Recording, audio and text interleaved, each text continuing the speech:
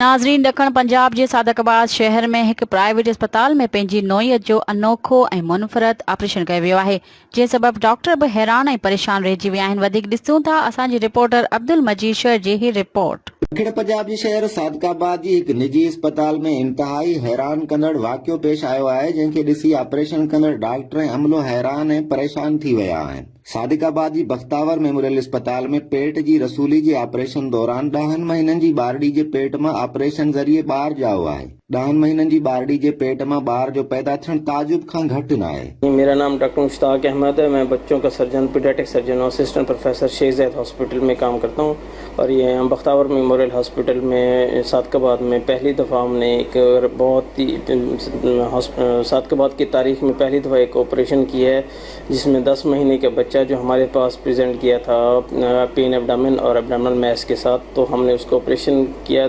उसमें बच्चे के अंदर ही एक बच्चा था जिसको हम मेडिकल टर्म में फीटस इन फीटो कहते हैं।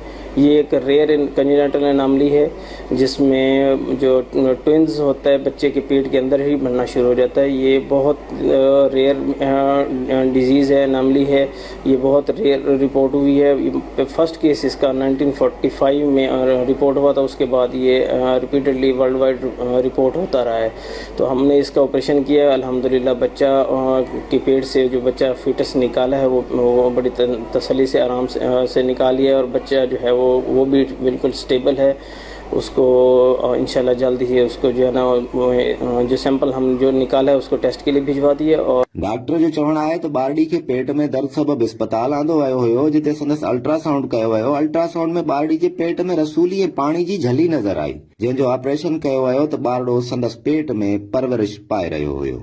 दुनियाई तारीख़ में अहिड़ो पहिरियों वाक़ियो 1945 में पेश अची चुको आहे। डॉक्टर जो वधीक चवण हुयो त हाणे ॿारड़ी जी हालत ख़तरे खां ॿाहिरि आहे। ॿारड़ी जे वालिद जो चवण आहे त ॿारड़ी जी पैदाइश जे 1 महीने खां ॿारड़ी जे पेट में दर्द रहंदो हुयो। मुख़्तलिफ़ डॉक्टरनि खां इलाज करायो पर फ़र्क़ु न पियो। इन करे ऑपरेशन लाइ बख्तावर मेमोरियल अस्पताल सादकाबाद आंदोसीं। ॿारड़ी जी हालत हाणे ख़तरे खां ॿाहिरि आहे। ऑपरेशन खां बाद वधीक तहक़ीक़ लाइ ॿारड़ी जा जुज़ा वॾनि पैथोलॉजिकल लेबॉरेटरियुनि तरफ़ अमाणिया विया आहिनि। कैमरामैन अली नवाज़ सां गॾु अब्दुल मजीद शर, काश टीवी न्यूज़, ओबाड़ो।